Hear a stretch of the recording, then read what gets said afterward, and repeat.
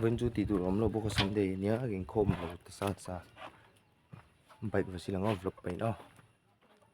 bait và xí là ngó số tờ beri cà phê ngã thank you tí tụ lo em này công thui lệ sẽ ôm na tin reng nè cần hun lệ ni te mang ma i la alakia ngang Krista zara o Isu lam kan lâu hoi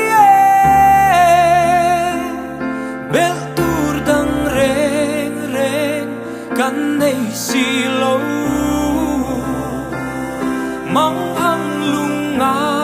hin kan ruma tran pui tu lalpa kan ngayat se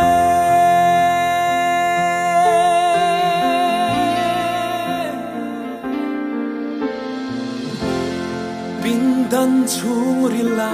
mitui farin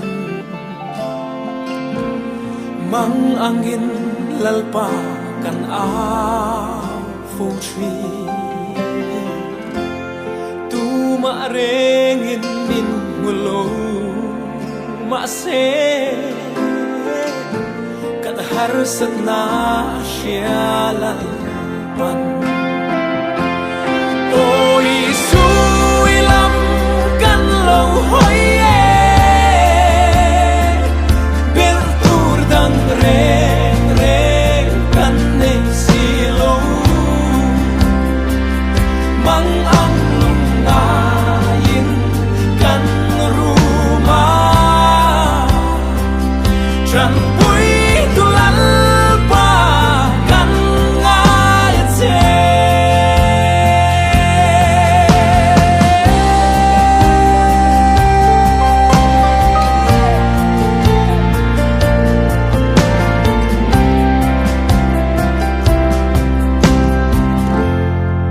sak mel himin lang tree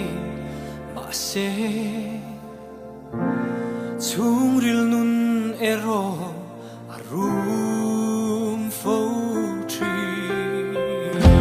tam chung ko sak lung kham vang hian mo kan sing nun hiat sa